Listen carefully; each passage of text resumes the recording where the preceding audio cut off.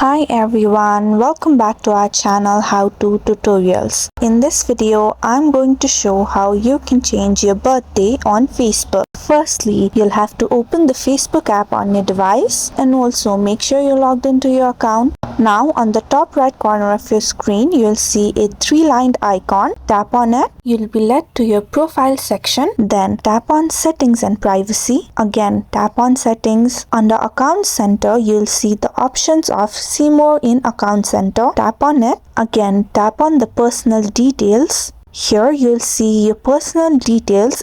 Tap on the birthday section. Tap on edit button. Here you'll be able to edit your birthday as you would like to. Now all you'll have to do is tap on the save button and again tap on confirm to confirm the changes that you just made to your birth date. Now you've successfully changed your birth date on your Facebook app. So if you found the video to be helpful, don't forget to like, share and subscribe to our channel.